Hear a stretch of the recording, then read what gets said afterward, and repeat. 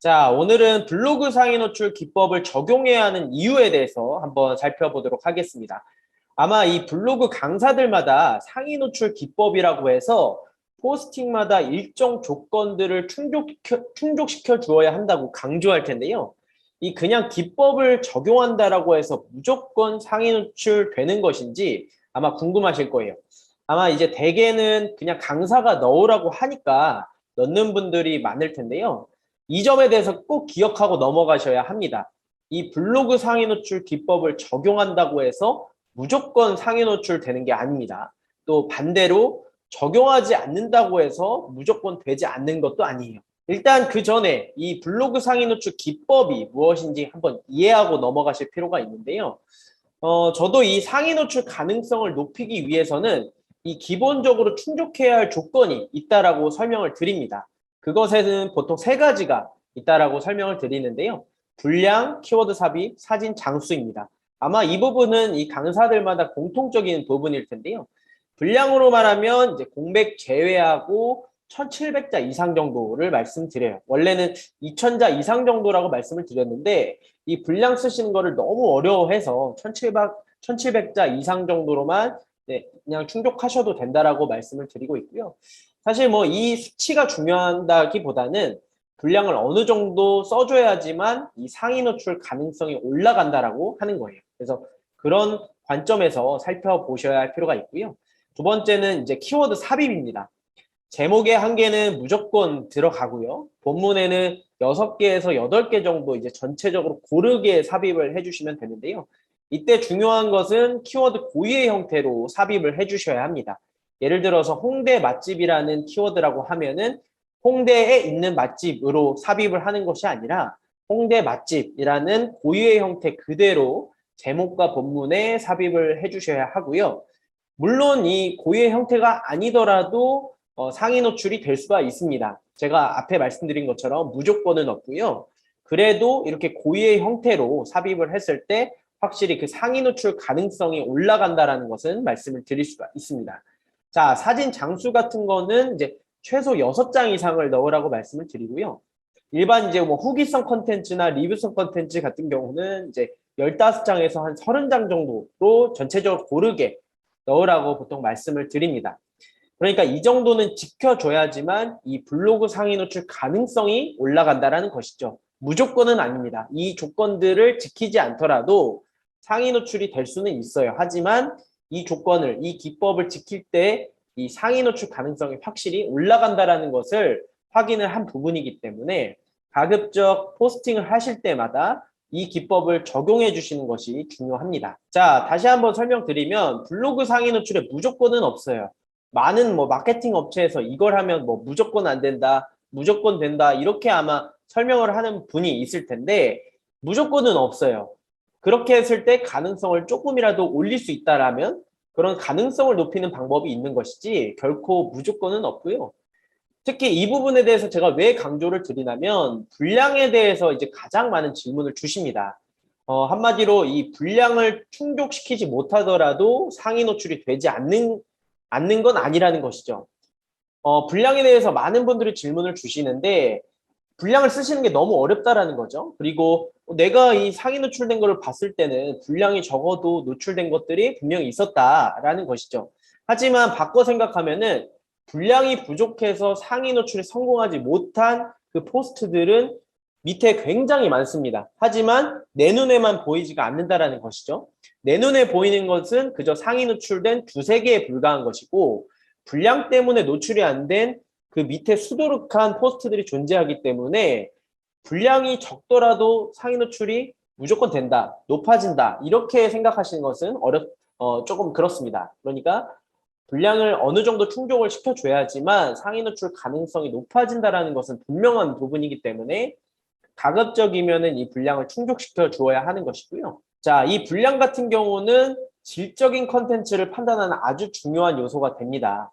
아무래도 이 많은 분들이 이 글을 위주로 소비하기보다는 사진을 위주로 소비하긴 하지만 어찌됐든 이 C랭크 알고리즘이라고 하는 곳에서는 이 분량을 어느 정도 이 질적인 컨텐츠의 요소로 판단한다라는 것이죠.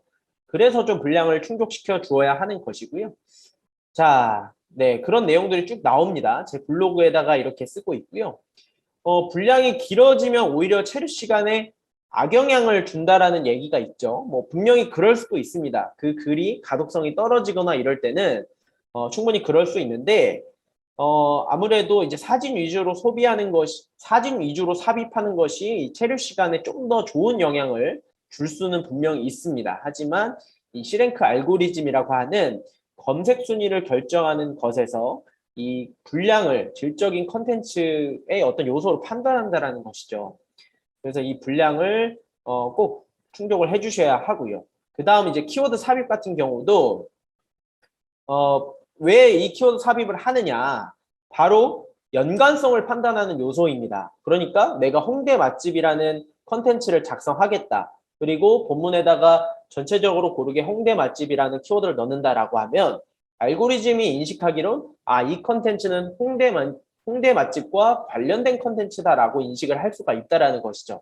그러한 어떤 키워드와의 연관성을 높이기 위해서 키워드 삽입을 하는 것이다 라고 보시면 되겠습니다. 그냥 단순히 기계적으로 몇 개를 넣어야 가능성이 높아진다라고 접근하실 필요는 없고 전체적으로 고르게 그 키워드와 관련된 컨텐츠를 작성한다라고 생각을 해주셔야 합니다. 그래서 이 키워드 같은 경우는 본문에 자연스럽게 넣어주시는 게 중요하고요.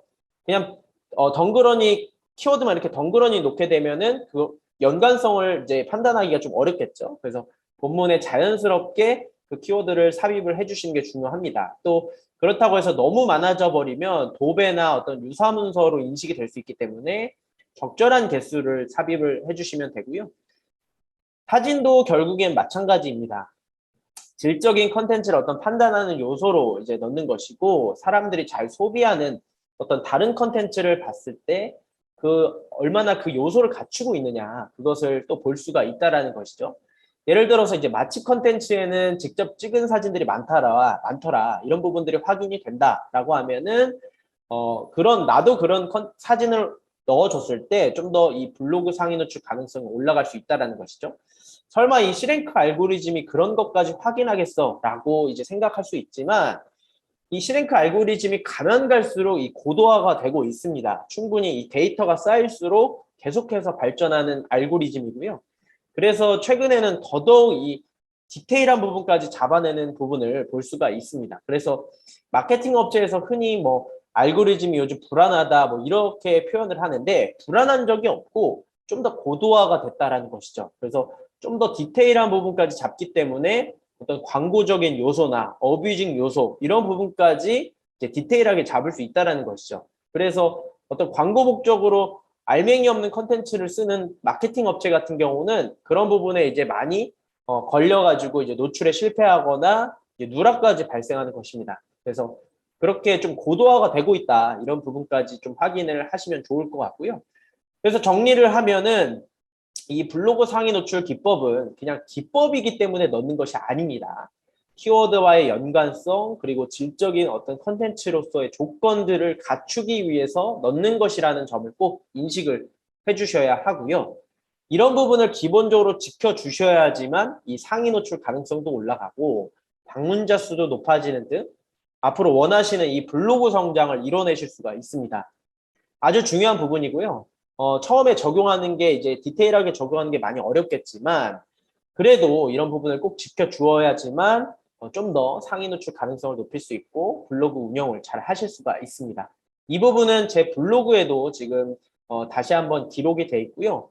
궁금하신 점은 이제 유튜브 하단 댓글 남겨주시면은 제가 자세하게 대답을 해드리도록 하겠습니다. 앞으로 이런 정보성 영상들도 한번 제가 되는 대로 이렇게 남겨보도록 하고요. 자세하게 한번 뭐 이렇게 남겨보도록 하겠습니다. 이제 지금 블로그 온라인 크루 영상도 계속해서 지금 업로드를 하고 있는데 교육적인 영상도 좀 필요할 것 같아서 앞으로 이렇게 자주 한번 남겨보도록 하겠습니다. 블로그 들어오셔서 이유 추가해 주셔도 좋고 아니면 제 영상이 도움되셨다라고 하면은 유튜브 구독과 좋아요 한 번씩 부탁드리겠습니다. 네, 오늘 영상은 이 정도로 마무리하겠습니다. 감사합니다.